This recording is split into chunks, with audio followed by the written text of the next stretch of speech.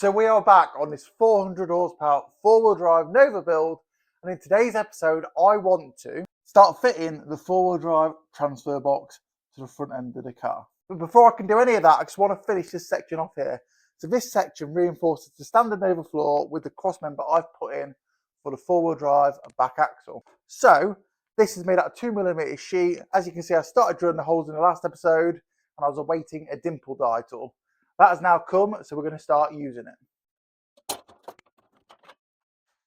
So this is the tool in question. I've got a set of 3 from AliExpress for 60 quid, which is a bit of a bargain to be fair, compared to the normal UK prices. It's very good quality. I'm not advertised by AliExpress, by the way. I bought this out of my own money, but I will say it's very good. So if you want one, I'd recommend going over there. Fits together very nicely. So basically what you need to do is drill a 25mm hole, put this through like so, this on the other side. It makes a nice little dimple bit, as you can see. Now this makes the steel stronger. Obviously it's light because it's got holes in it and it looks cool. So there's a couple of ways of doing this. Easy way, I guess, is to use a press. I don't have a press, so I'm using a vise. Works the same, but it takes a little bit more effort. You literally put it through like so, put the other side on, stick it in a vise, and squeeze it up like so.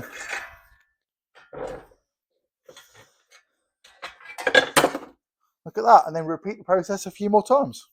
So now that's done, I'm going to give it a quick coat of X primer followed by some gloss black, because this is the reverse side. It's just going to protect it a little bit. I'm going to fill this with wax oil afterwards, hence the holes, one of the reasons for having them. But, you know, to protect it as much as possible, we'll paint it. So I give it a really good key first with some sandpaper. Now this is really important for bare metal, and it's a step a lot of people miss out. And then I follow with a couple of coats of X primer, and I use a heat gun between each coat, and finally I end with the gloss black. Right, so as you can see, she is now clamped into place. We'll start welding it up. So like anything like this, the key is take your time. So I start in the centre, apply a bit of pressure, and basically slowly plug weld from the inside out. A little bit like you would do a head gasket, I guess, but not quite the same. Now this does take a while, but we want it right, so I've just got to crack on with it. So now the front end's done, I've just knocked this up. So this is literally a bit of 30mm box section, and it's tying the 2 chassis legs together. And it's just going to give it a little bit more strength. It doesn't really need it, but why not? And I'm also going to just stick this bit in here with some 2mm plate as well. Just tie it all in and make it nice and strong. Right, so for now, I'm just going to buzz this up. So while I'm doing this for the next 18 seconds, this is a really good opportunity for you guys to hit the subscribe button. As I said before, this is completely free to do so and really helps the channel grow, and it helps me make great content for you guys. If you appreciate what I do, thank me by hitting the subscribe button and liking the video. And back to the job in hand. That's all dressed back now and primed, and don't that look better? So now the back end is a little bit more done, I want to concentrate on the front end. So as you can see, I've got not 1, but 2 of these transfer boxes. And I want to fit one to that car by the end of today's video. Future me bitterly regrets saying that. Now that is going to be a lot harder than I'll make it sound, because for a start, this is a 2-wheel drive gearbox. So I need to make it a 4-wheel drive gearbox. And secondly, there's quite a lot I need to remove. Plus, it isn't going to physically fit. Plus, I've got to remove the original mounting setup for the back of this and completely get rid of it and cut the rest of it out to make all that fit. So, I best start. So the plan to do this in an easy way is I'm going to keep this gearbox in and take the diff out so I can fit the transfer box. Now a 2-wheel drive diff is different to a 4-wheel drive diff. So the outer of the 2-wheel drive diff doesn't do anything, but on a 4-wheel drive one, it drives the transfer box. And then the center is just like a drive shaft, which goes through to the other side. So in theory, if I take the diff out, which is actually quite an easy job to do, take the drive shafts out, I can then take the rear mount off and start mocking up the transfer box. I think that's going to be the easiest way of doing it, because I could take the gearbox out. It's not really going to do anything for me. It's just going to make it a bit harder because I'm by myself to try and balance it all. So I'm going to start by taking off the homemade strut brace and then whipping the drive shafts out and going from there. So this is where Novas come into their own. Even with a big engine conversion, it's still easy to work on. So I can get both drive shafts out in like 10 minutes, which you just can't do on a modern car. It's one of the reasons why I love these little beauties. So I pull both shafts, obviously not at the same time. I do make a bit of a fluid leak. Now this is a serious mechanical statement, not a sexual innuendo, so please don't try and sue me. It's now time to remove the quaif diff. Now these are really easy to get out. You remove one 10mm headed bolt, which locks this castle nut, which is basically a tapered adjuster, which basically tightens the diff onto its bearings. That's all it is, really simple. I've got a special tool that removes them. They unscrew counterclockwise, just like a normal thread. There's also a bearing flange on the opposite side to this. It's held on with 5 M8 bolts. Just whip them out. Remove the bottom diff pan. Now again, I do make quite a big fluid mess on this. I didn't mean to, but that is life. And then the diff will just pull out the bottom. Oh dear.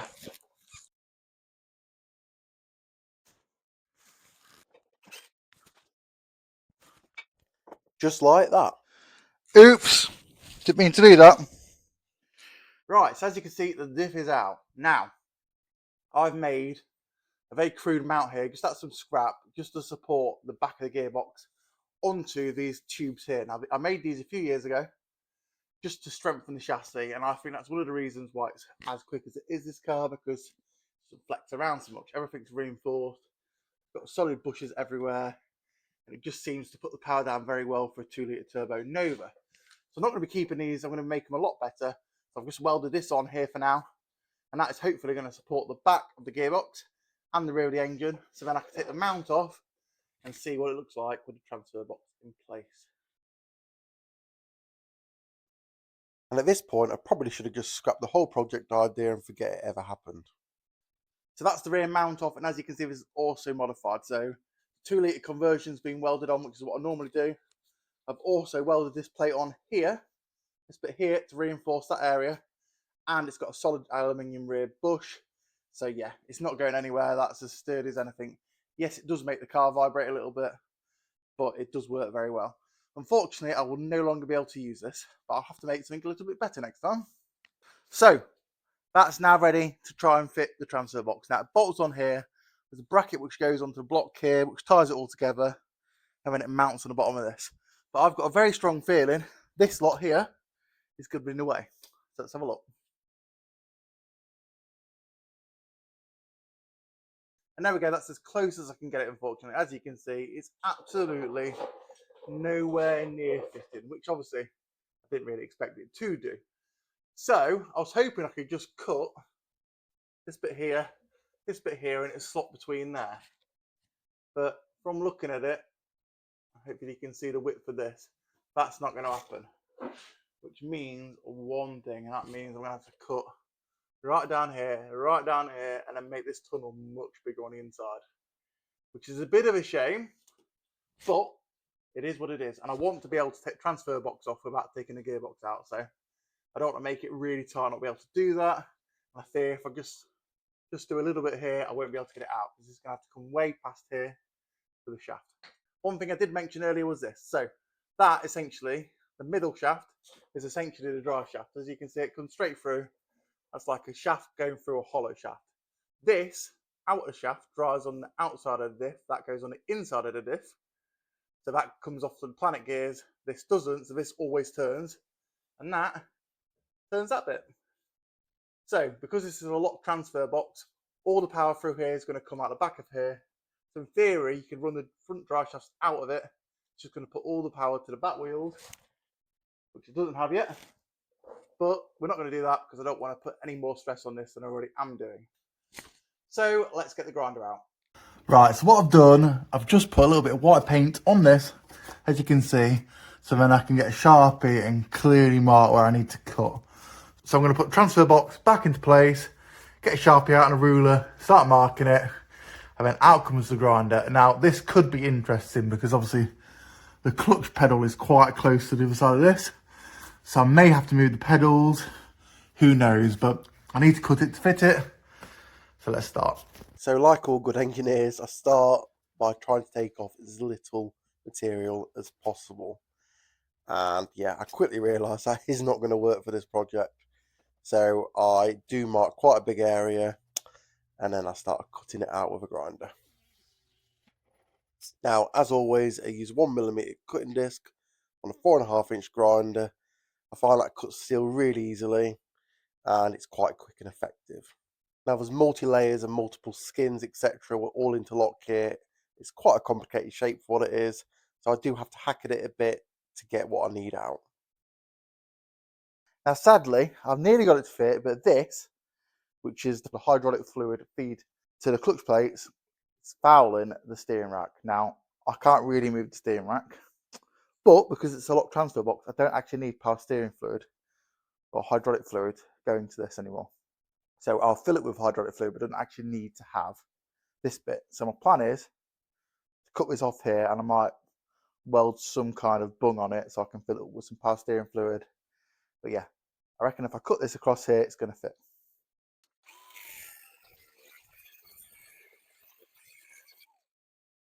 Just like that. So that's the oil feed.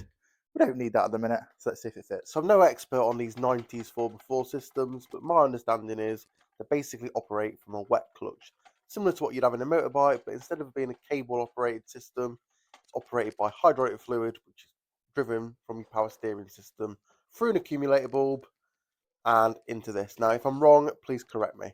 Now, this being a locked system, I don't need to worry about any of that because basically it's locked front to rear.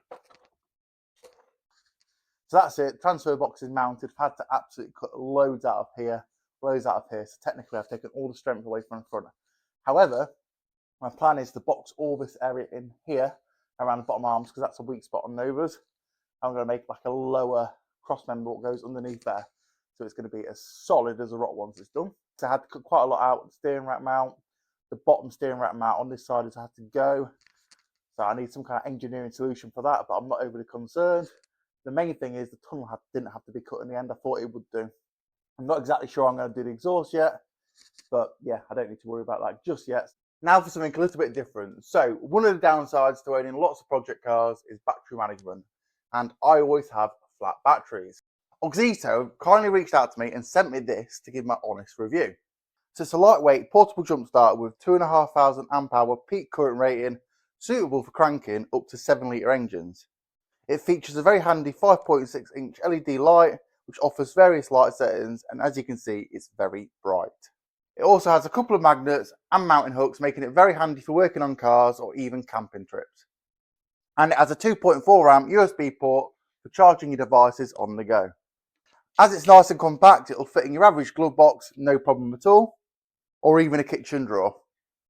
Right, let's give this a go on this car. Now this won't start because there's no injectors in it. But I just want to prove a point. The battery is completely dead. If I turn the key, it does nothing at all. No dash lights whatsoever. So let's try it with this on.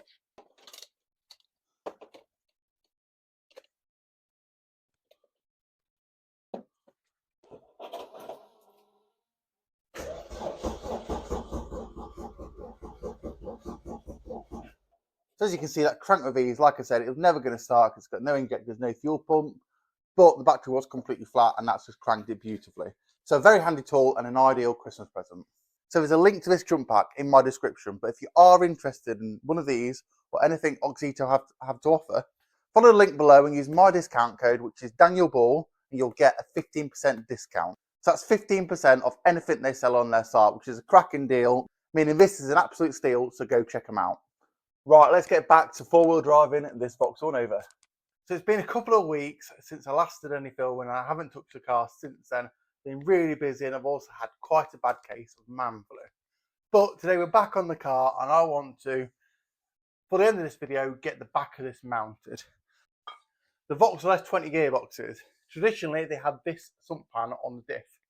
The four-wheel drive ones have this one, which as you can see is much more robust. It's got a rear mount on it. So this is where the original cav or cleaver mount bolts to. Now, this is what it looks like. That's the original mount. This bolts to the back of the diff pan, and that bolts down on the two studs into the subframe. Now, obviously, I'm not going to be using the subframe, and I don't really want to use this rear mount. It's absolutely massive. I'd like to use the original Nova mount, but I can't really do that because the transfer box is in the way. So I've got a solution. So instead of using this big bulky mount, I want to use this upgraded Nova rear mount. Instead of having it mounted that way, I'm going to have it mounted that way. I'm going to make an adapter that fits on this, bolts that to that. Now this could in theory bolt straight to this. However, because it's only aluminium, it's quite soft, I don't want to risk that. So my plan is to make a little bracket which adapts this with the 3 bolts to this one single bolt. And it's going to be nice and strong and tie it all in. But the first thing I need to do is cut this section off here. Now we don't actually need that, it doesn't really do anything. Don't really know why it's there. So I'm going to cut this section off here because that's going to foul the back of the bulkhead. And then I've got something to work with. They do say you shouldn't use a grinder to cut aluminium. However, I've never had a problem with this, but I'm also very cautious just in case. Once it's cut back, I flap this kit up and make it look nice and factory. I then apply some white paint to the end of the flange, lay over a bit of card, and this transfers the bolt pattern to the cardboard. I cut the card out and this makes a perfect template, which I can then use to transfer to some 5mm steel plate. I'm using really thick heavy plate because I want this to be as strong as possible. There's going to be a lot of torque transferring through this and I don't want it breaking. Once it's cut out and dressed back, I use a centre punch followed by a 3mm drill bit to pilot drill all the holes, and then I follow that with a 10.5mm drill. Now for once I managed to do this perfectly the first time, didn't need any filing and it all fitted really well. So I was pretty pleased with that. I had a clearance issue so I cut back a bit more of the chassis leg reinforcement panel. Now don't worry about this, this is all going to be beefed up and it's going to be a lot stronger. I cut off the temporary gearbox mount, fitted the diff pan, and then I tech screwed the Nova mount into roughly where I wanted it. I did this to help me mock it all up and template it. Now I could have just held it into place, but I found doing it this way is a lot easier. Obviously the tech screws aren't going to be the final fittings. I will do that properly later on in the video. This basically allows me to make the bracket which connects the gearbox to this mount. I make the bracket in sections, again using the 5mm plate, tack it as I go along. This is just a crude setup for now. It will be dressed back later on. I take it all off, weld it up properly, mark exactly where it's going to bolt up to the Nova mount, and then I tap it. So I use an 8.5mm drill bit. That's the perfect size for tapping a 10mm hole with standard thread pitch. Tap it out, just using a cheap tap and die set, but it does do the job perfectly. Now I am going to add a nut to this later on, but for now it just bolts it up. Then back to templating, I fill in the other sections. As I said before, I need to beef this up and make it as strong as possible. There's going to be so much power going through this. I don't want it to break. And to be fair, I can assure you it won't. So I've just done an hour or so cleaning some bits up. So this is the mount I've made. I've dressed it back, X-primed it, and I've satin blacked it. Now it looks a lot better. I've welded a nut on the inside, so we've got a good 12-13mm of thread there for the bolt that's going to hold this to the mount. I've also been through my bolts pile and selected 3 suitable bolts, and I've cleaned the diff pan up. So the next job is to bolt this to this, bolt that on there, and then I can start properly modifying the Nova mount to fit this. Right, let's put this on. So I am a bit of a hoarder, unfortunately. It does have its positives though. I did have some nice 10mm bolts in stock, which were perfect for this. They're from an X25XE engine. I can't exactly remember what they're for, but like I say, they're perfect because they've got a small head bin. The Torx fit in, they fit in the gap really well, and they tighten up lovely. Plus, to give a nice factory voxel look. I then bolt on the mount using a really big, heavy-duty 10mm washer to stop it pulling through. Not that it will do. Now, I will Loctite this on final assembly, but again, this is just mocking it up at this stage. I then template the bottom of the mount and transfer it to steel. This is going to give me a nice level playing field to bolt the mount to. Right, so I've now made this plate, which is 3mm thick, and I've welded some 10mm bolts through it and ground the heads down a little bit. So this is going to weld to here. It's going to reinforce the area, and it's also going to give me a good mounting point for this. So let's get it on. So I've bolted the sump plate back on with the mount fitted and make sure it's in exactly the right place, and then I start welding it all up. I give it a few tacks to start off with, remove the mount again and the sump plate, weld it up a little bit better, and then I bolt it back together. So there we go, that's a transfer box all mounted with a custom rear mount. I'm really pleased with it, it's nice and strong, and it should work really well.